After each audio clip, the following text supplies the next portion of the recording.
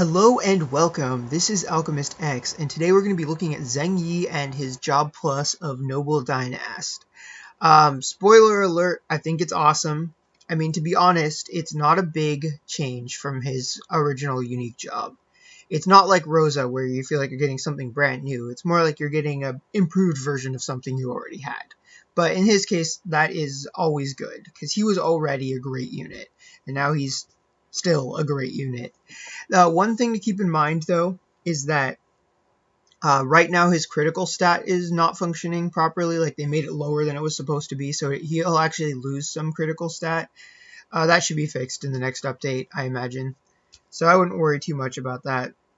Overall, though, it seems like his kit has just been noticeably improved. Like, his grid's got a bigger AoE, and he's got like more defense ignoring, still lots of res down. And to me, that's what really put him on my radar when he was first released, because at the time, the global was kind of an up and down thing. Like right now in today's Alchemist Code, you can't go wrong with global units. But there was a time where they had, Siegfried was good at first, Xion, who was considered underwhelming, and then Roxanne just straight up broke the game. Almost irreparably. Thank goodness that they rolled back on that. And then, Minerva was like, alright, she's a good support. And then Asuka was also considered underwhelming, and those tables have turned. Zheng, though, was like pretty much accepted right off the gate because of all of his res down abilities. Like, never mind that you can get pretty decent damage out of him and just some excellent utility from what his kit can provide. Just the sheer amount of dark res down that he offers and still offers is what really, really gave him his claim to fame. And that's why I love him. Anytime there's like a raid boss and either it's a light element or just dark is my most viable way to damage them, then yeah, he's there.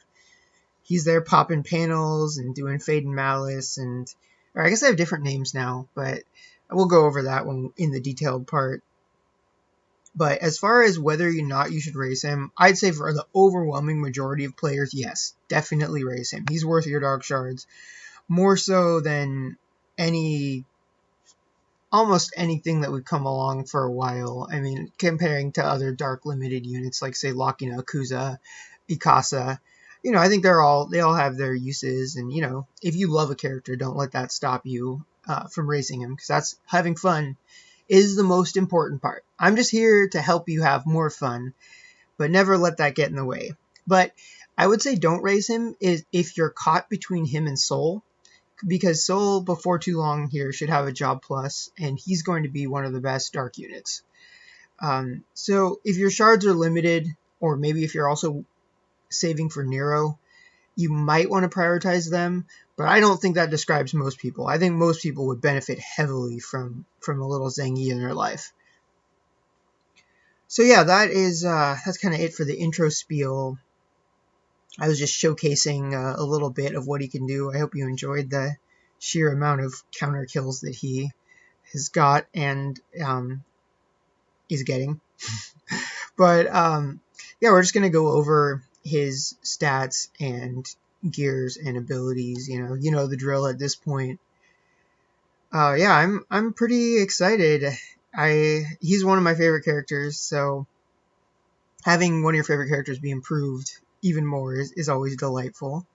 I guess since Soul's around the corner too, I'm going to be having a good few months, because as you may have guessed, that my favorite element is dark. I guess it's just an edgelord thing or something. But yeah, that is it for this. So let us move on to the unit screen and see what our friend Zheng is made of. Okay, here we are at the unit screen, and as we can see, he's pretty statted out.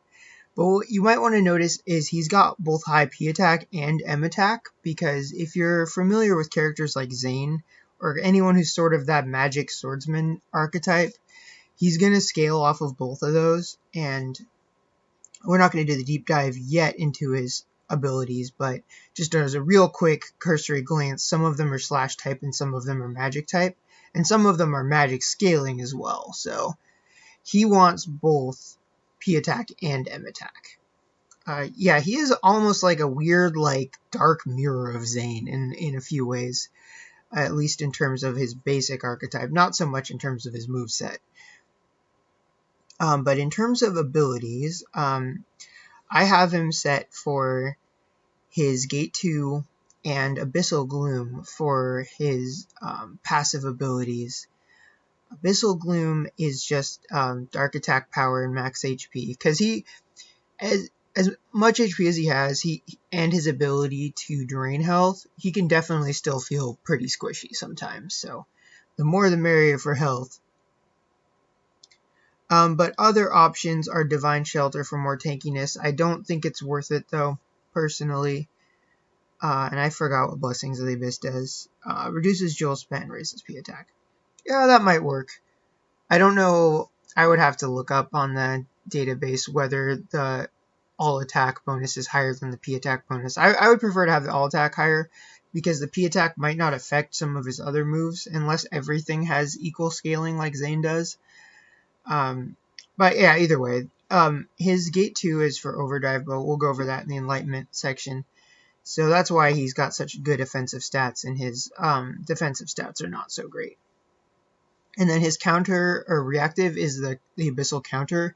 And there's no reason to not use this, because this counter is one of his selling points. I don't remember if they did anything different for his Job Plus. Nope. Reduces Dark Res and can bind. I think he does have more stuff for whether or not they're in, like, conditional damage, for whether or not they have bind. But yeah, it's an awesome counter. It's got good range, and just another iteration of Dark Res down. And then outside of any crazy niche situations, I would just use the basic Imperial Blade. If you want to know what one of those niche situations was, though, when I was doing Mobius and they had that, like, elemental res shifting level, I ended up using both Soul and Zhang with the Magic Swordsman sub. So whenever the element rotated to one of those 4 elements, I would have them attack units with the basic magic, and it actually worked pretty well. But that's literally, like, the one time that I had him set up that way. Yeah, so that's it for the skills. As far as equipment goes, he does have his own memento and an accompanying VCR, as well as a free gear you can get from the Resolution Magna Historia stage, which I have that equipped. But because I don't have his memento and VCR, I've instead popped Inaku's memento on him, because it will give an extra, 10 slash attack power in this case. I got 2 limit breaks of this memento, and I never even wanted it. It just happened. It's crazy. So if you don't, that's also a super limited memento, so just look for either another one, like the Siegfried memento, if you have it, or if you don't have any of the limited mementos, you could probably just pop, like, so would Orion's make sense for him? Give him extra P defense. That's better than nothing. I don't remember if the other greed ones, I don't think the rest of the greed ones would really apply. Maybe a little HP, but that one's also limited. Jeez. Yeah, so those are some of the options. Just go for the greed. What's nice, though, is because he's a greed unit, and if you did have the Inaku memento and VCR, he can equip the VCR, and that can be an excellent source of both slash damage and HP. And then just for extra survivability, I also popped the Optimus Scarf on him, and to get his jump a little higher to make him more mobile. I know this is not the most free-to-play friendly loadout, but there's definitely other options. If you wanted to get slash mod and good agility, you could definitely use the Zane VCR, and because that's a normal pool memento that's been out for a long time, that is pretty nice. He doesn't get to use the abilities from it. I think he did at one point, but that was a bug, so they took that away. But just the raw stats on it, I think, are very good. And then if you're in the middle of a raid boss, particularly a gigantic boss, you might want this Orion VCR for the strong versus gigantic plus 25. And that would also take care of your agility needs. The strong versus water is not going to do much there, though. But yeah, he has basically, you can't go wrong with like agility, P attack, M attack, HP / mod. That's all he really wants in life. Okay, so yeah, that's it for the basic loadout. Next, let's take a look at his Enlightenment. Alright, and we are at the Enlightenment screen. So I just went all 5 gates for him because I love using him. And I think if you can swing the shards, definitely worth it. I guess gate 2 is gate 2 is maybe debatable because it just throws max HP onto him, but I think the more survivability, the better. I think it'll really pay off when you're in like super hard stages. But yeah, definitely gate 1 for stats, and then for although he's an interesting case because I think for most people, since his shards can be a little bit hard to get, I would actually say gate 3 would be the first one to get. Because even if you've only got him partially raised, if you've got that amazing, awesome, like, HP 40, P attack, M attack, all attack by 20% for dark units, he could still really just help your whole party out. And then that way you've got like 3 other units who are raised, and now they're wrecking havoc with a combination of a good leader skill and then the dark res down that he has to offer. So he is honestly maybe the only unit I can think of where I would say go for gate 3 first. Because it's just that good. He's still my most frequently used dark leader skill. Unless I have some real specific niche. I wasn't using his leader skill in the battle for the intro part of this video, but that was only because I wanted him in slot 4 so he would counter all of the cats. Otherwise, he'd be in slot 1.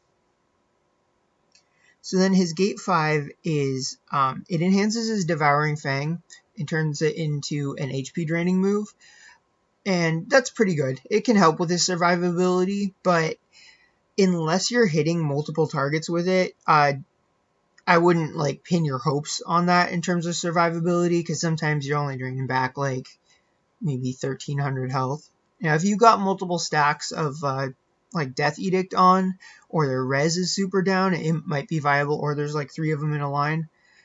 As far as HP draining goes, you'll definitely get more mileage out of Master of the Abyss, but you can only use that once per battle, so it's definitely good to have, but it's not like a huge game changer. It's just like a nice touch.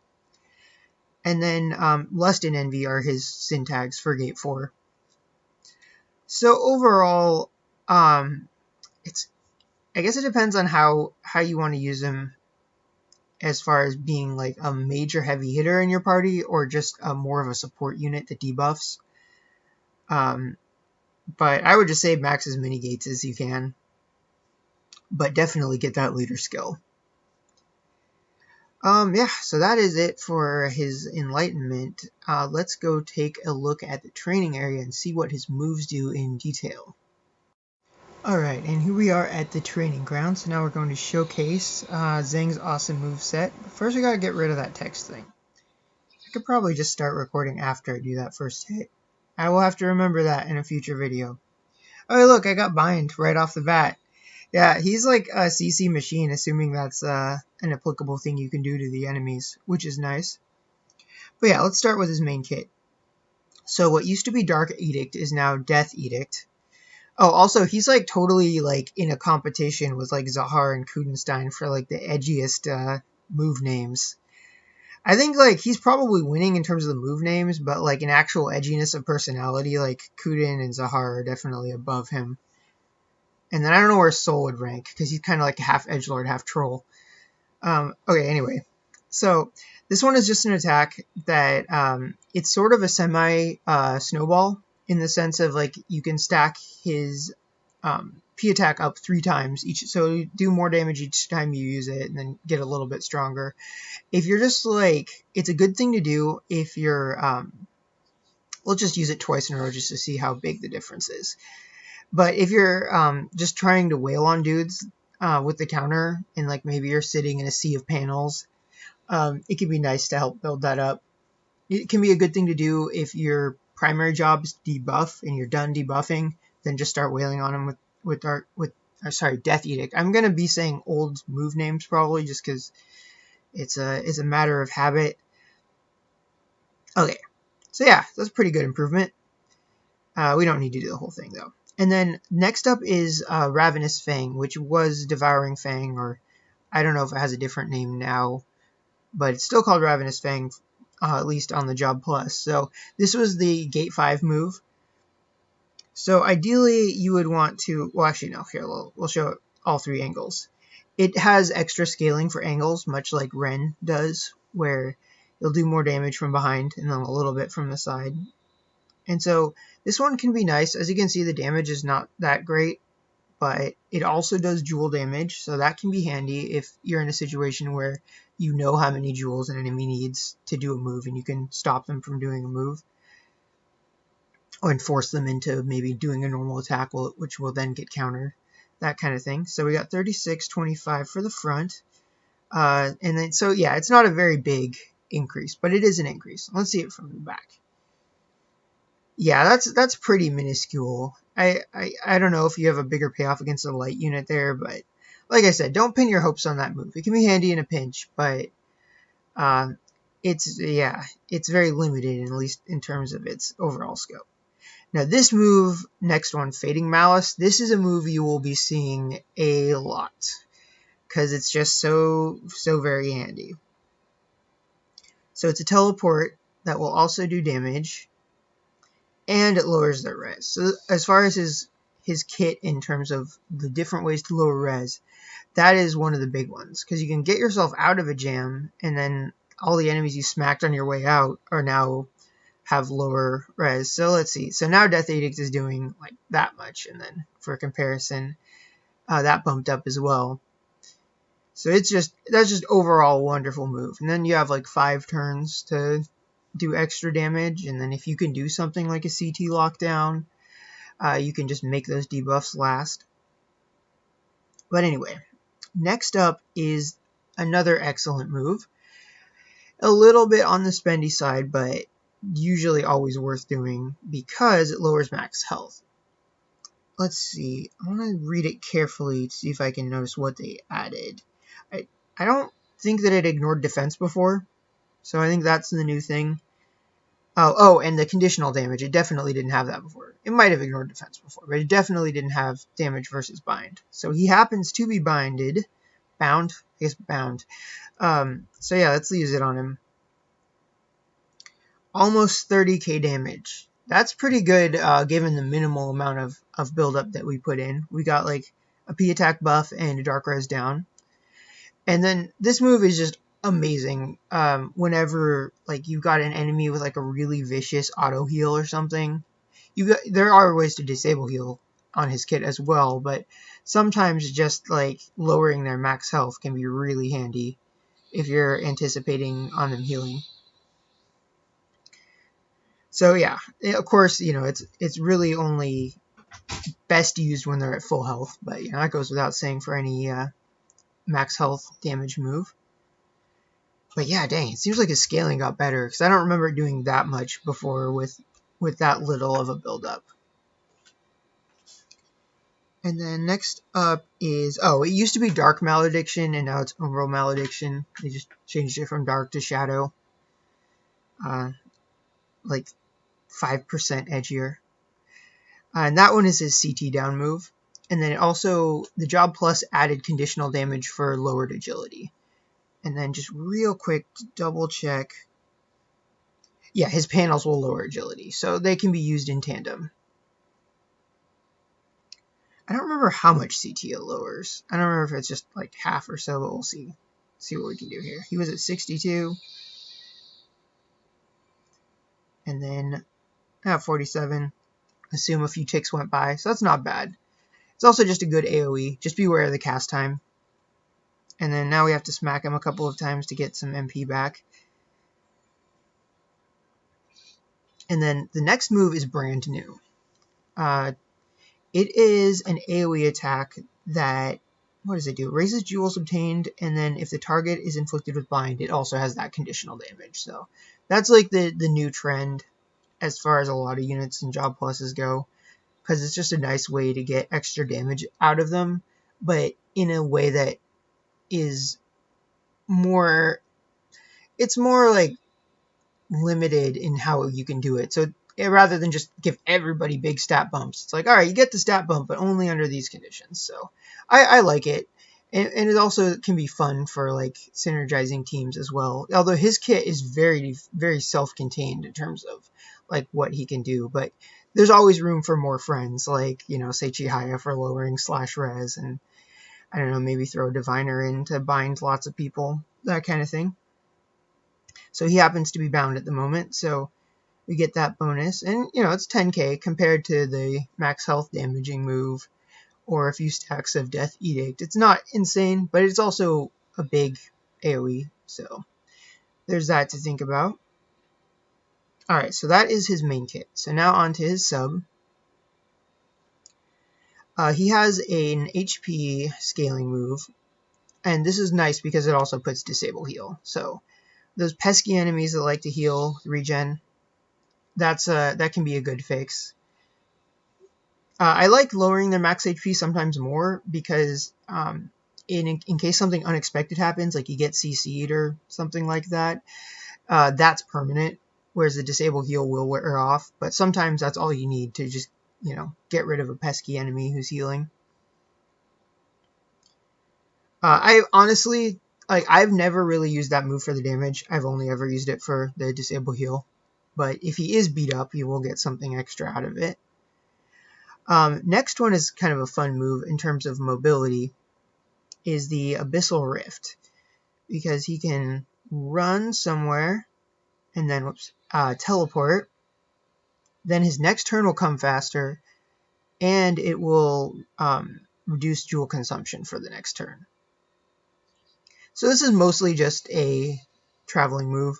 You can't use it consecutively, so you can't just like run across 2 maps worth of map, which wouldn't even really make sense to do anyway, because there's no maps that are that big. Maybe the Tower of Vita on the final floor, but you can't use it consecutively, so it's better just use it, get yourself where you need to go. Now all of your moves cost way less, like maybe this one, and then bam, in 2 turns you've closed a lot of distance. So and that's the other reason I liked having the Optimus Scarf on him. In addition to the survivability, the amount he can travel is increased by having extra jump. So yeah, that move is awesome, if not situational. Next up is Chains of the Void. I forget, was it Shadow? Or no, Shadow of the Abyss was the panels. I already forgot what that move used to be called. But this one is his non-damaging debuff for lowering dark res. So this one is really good to have too, especially because it can also inflict bind. Abyssal Chains. Oh, okay. Yes, thank you. My producer has informed me that Abyssal Chains is what it used to be called. So that move is great. Definitely use it in conjunction with his Fading Malice. In cases where enemies are really dodgy, you may want to prioritize that one first, because it doesn't do damage, it cannot miss. So if you need to lock some dudes in place, it's great for that, as well as the dark res down. And I think I've said this like 5 times already, but just remember that all of these individual moves all stack. So you can get dark res just like way, way down there. And then people like Noin and Bashini will be very, very grateful to their friend Zheng. Alright, so we are almost done. There is the panel move. I'll just pop that down. The shape has changed, and it now lowers agility. Otherwise, it's exactly the same as it used to be. I like to sometimes pop the panels, have him stand in the middle of them, and then when dudes run and attack him, he can counter them, and if they survive that, they'll take some damage and get debuffed. And then you could always like Fading Malice out of there if you have to. Alright, so the last move on his sub is also a brand new move called Soul Devouring Blade. That it's another defense ignoring and is 100% hit, which is nice, and will also drain some health. Now this one's got some punch to it, and it's actually fairly inexpensive too. Let me just double check. Yeah, no, it's at full cost, so the jewel cost down wore off, so that's pretty good. Definitely use that in a pinch, especially if you've got some res stacks or Death Edict stacks. And then speaking of HP draining, his final skill, which I don't have enough MP to use, is his Master the Abyss, and this one is another square AoE, and it doesn't do amazing damage, but it you can hit like say 3 or 4 dudes with it, and then you can full heal yourself. So that's that for his move. So yeah, I think that is it for the review. I already loved him as a unit, and he's just even stronger now, and I'm really looking forward to the next raid boss, because I think they're going to get destroyed. I'll play the animation for that in the outro. So yeah. Oh, actually, before I say goodbye, I wanted to remind everyone that tomorrow a new set of levels for all of the Halloween Magna Historia units is coming out, and he'll have another weapon. So I'll compare the two and see what I think of it after that. But yeah, Red and Emerus, Roxanne, and Zheng are all going to have Halloween-themed weapons, and they look interesting, if nothing else. But yeah, so I will see you guys on the weekly update video, and until then, I will see you next time.